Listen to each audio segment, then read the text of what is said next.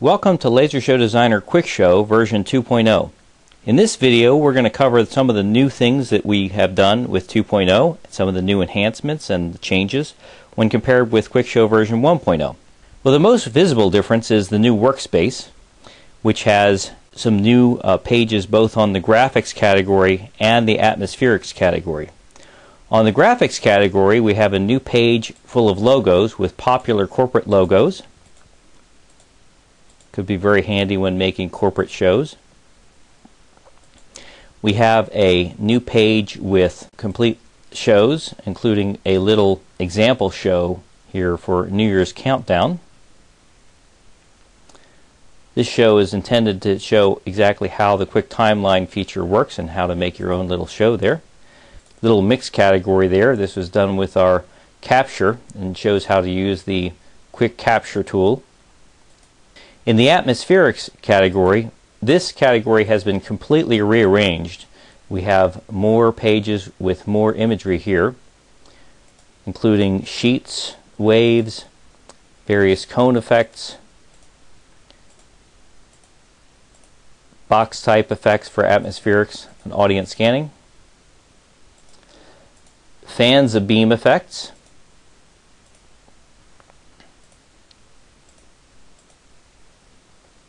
new hot beams section. This is particularly handy for overhead beam effects. Some categories with a number of graphics and atmospherics all combined together.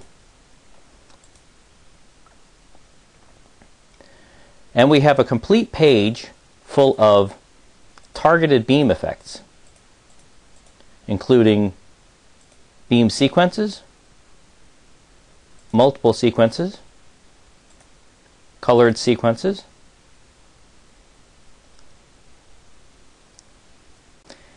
the statics page was here with 1.0, but we've added some new things and actually a new feature called Virtual Laser Jockey, which we'll be talking about in the next few minutes. And you can learn about the new Workspace here by choosing Workspace Information. It tells you about the Workspace here, who created it, what the philosophy is from the Workspace, and a little checklist here of what you should do when you're setting up and preparing to use the Workspace. In addition to the Workspace, we have a new language menu here, which allows you to choose the language that the user interface will be using and also the videos will be using. Current languages are English, Chinese, French, and Portuguese, but QuickShow has the ability to support other languages pretty easy by putting a special language file within the folder. And if you would like to work with us and help to translate QuickShow into other languages, please contact us. In addition to that, we have the new QuickShow Video Help. So in addition to the help file help that we've had since 1.0, we have a new video help which will start up Windows Media Player and allow you to go through tutorial chapters on each of the main features of QuickShow. We added a new color control system which can be accessed by the Quick Setup. We added support for RGB lasers. Those are lower cost full color laser projectors, and also support for TTL and analog color systems being separate from each other. In 1.0 they were kind of combined, and they can also be accessed here in the projector settings dialog box. Go over here to color settings and you can choose the color mode and whether you have a TTL laser, an analog laser with linear response, or an analog laser with log response. These options will get the best color performance no matter what laser projector you have. We added an ability to take this preview window here and split it into 9 separate sections. So for example, what you can do is have multiple laser projectors. So for example, I'm adding the ability to have 4 separate laser projectors here. And so the preview window here allows us to figure out which laser projector we want to go to. So for example, if we want this to go to the scanner 1 zone, I just click on that, click on cues, and from that point forward any cues I click on will go to scanner 1 main. if I want to send these graphics to the secondary graphics screen, if I just click on this, start clicking on the cues, it will send the cues there. If I want to, I can go into a multi-mode and send cues to multiple places at the same time.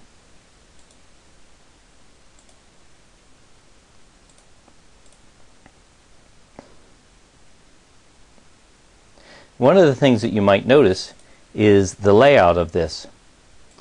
It says scanner 1, scanner 2, scanner 3, 4, 5, 6, 7, 8, 9. This is the exact layout of the numeric keyboard on a computer keypad.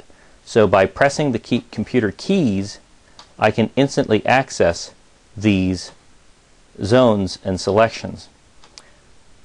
So this allows me to both see what will be in those zones and also to trigger those zones. If I press the 0 key on the computer keyboard, or if I click on this, the cues will always use their preferred zone. In the atmospherics category, it's zone 8.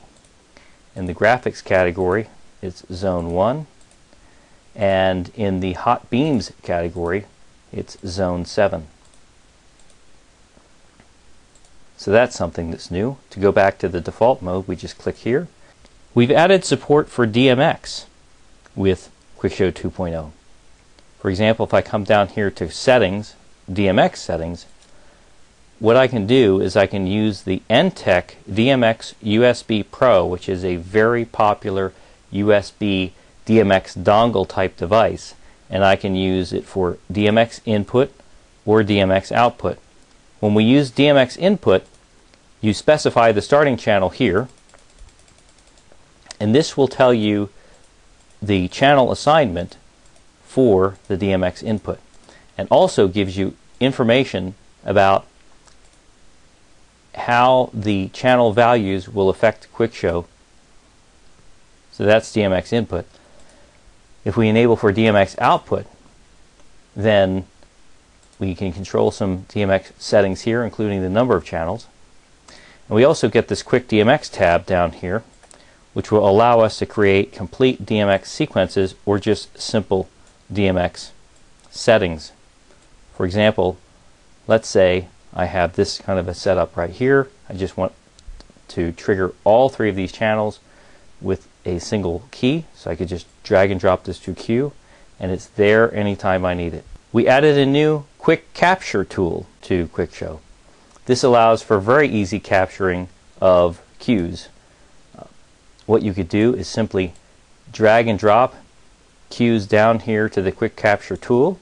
For example, if I wanted to create a single key that will trigger both a graphic, a DMX, and, for example, a beam sequence all at the same time, all you do is drag and drop down into this area, and then you can just drag and drop this to a cue.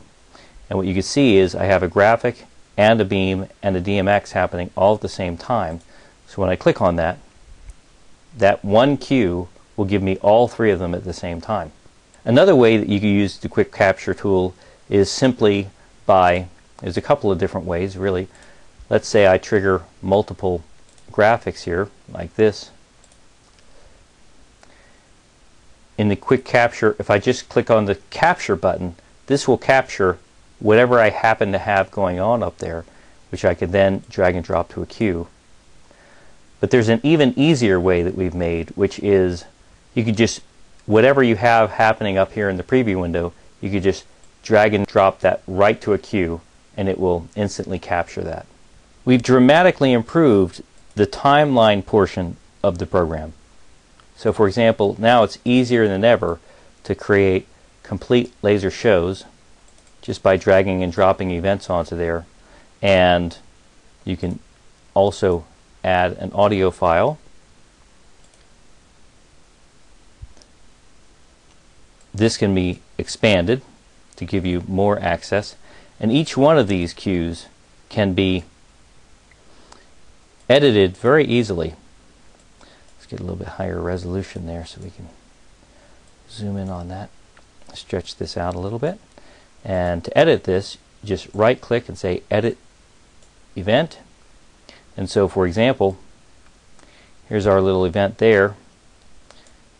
We can change the size of that, make it smaller, start up in the upper left hand corner, and then as time goes we could say it gets bigger and moves down to the center. So this is how you edit the actual show events. We have a variety of snapping tools and zooming tools, as well as the ability to specify a start and end time for playback.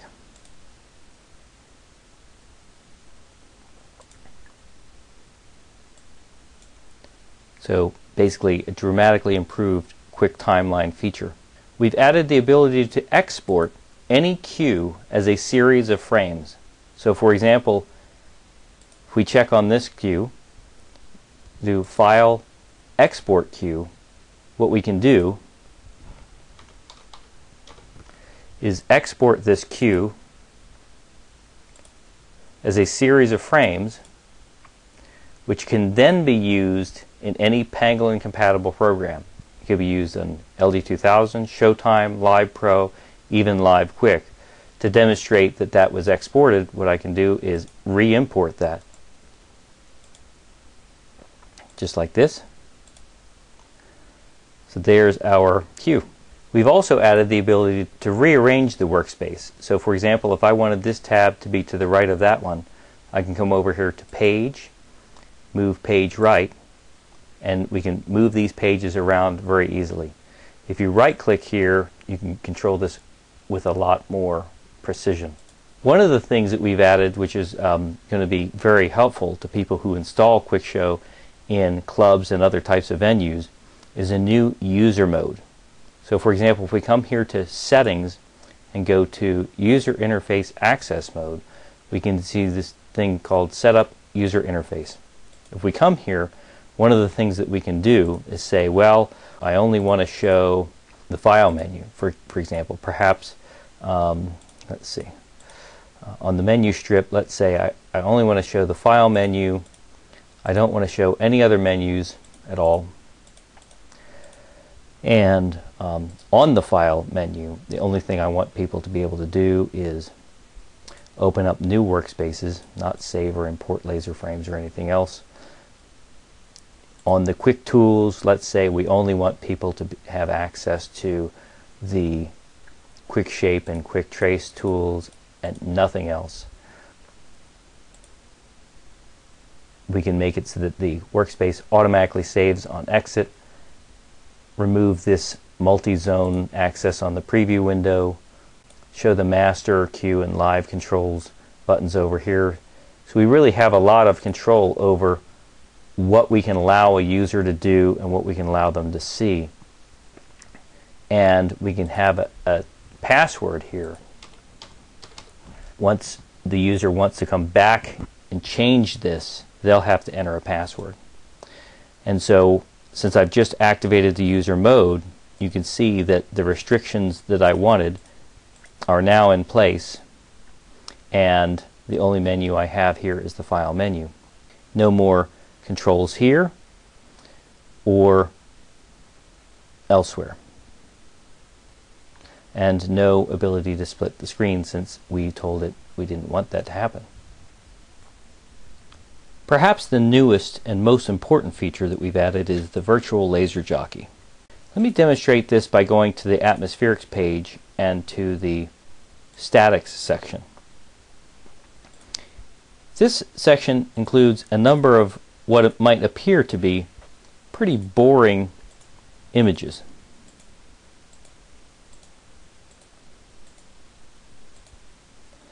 Well, these images can be made much more exciting by adding some effects to them.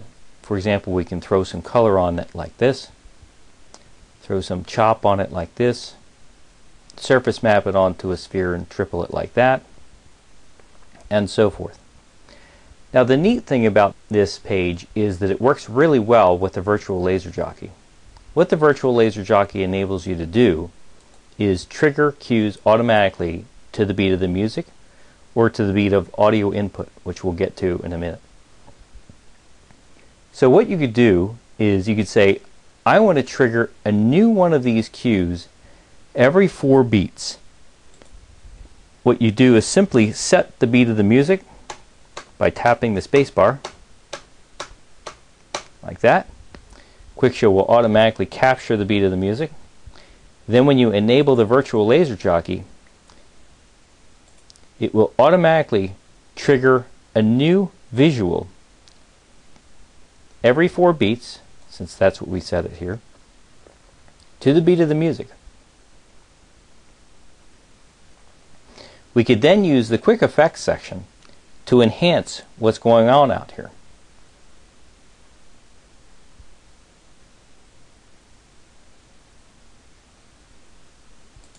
Let's take a look at another example. What I can do is come over here to the waves section and use the virtual laser jockey to trigger cues on this page every 4 beats. Now while that's happening, what I can do as a real laser jockey, see, this is what the virtual laser jockey is doing. I, as a real laser jockey, can come over here to a different page, maybe even to the targets, go into flash mode, and then I can trigger the beam targets myself. And so now it is as though we have 2 laserists working on this laser show at the same time. One of them being the real laser, who is me, and one of them being the virtual laser jockey, who's operating a different cue in the waves section every 4 beats. So in addition to being able to trigger cues to the beat of the music, the virtual laser jockey can do even more than that. For example, what we can do, we could say, randomize the cue that you trigger on this statics page.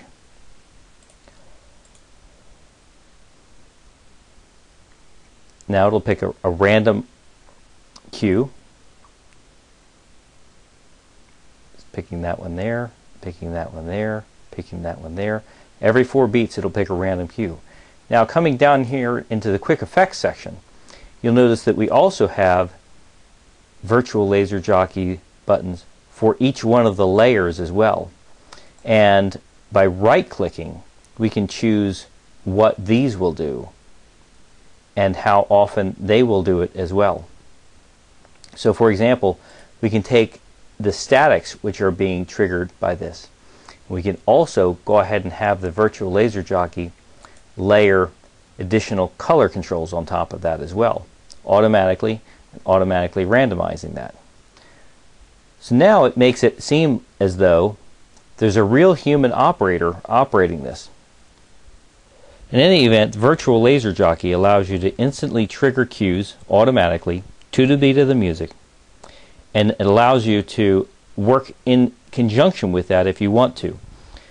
This tool could be used as something where you could just kind of go off and have a beer, start the laser show, and have the virtual laser jockey take over for a while.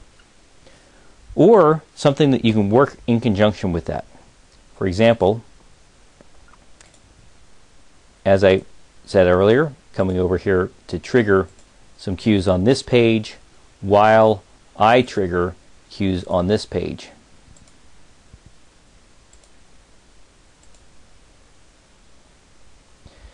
Now, as I said a little while ago, virtual laser jockey can trigger things to the beat of the music based on the beat system or to incoming audio. If I right click on this, you'll see this trigger cues based on audio input. When I enable that, you'll see this new device come over here, and which I can choose the audio input. In this case, there's only one audio input, but normally computers have several audio inputs. I'll choose this one. Now, unfortunately, this happens to be the microphone I'm speaking into, but I can perhaps illustrate how this works as I'm speaking into this microphone and doing this tutorial and also operating the software. So for example, this could be the laptop microphone picking up the music that's in the club.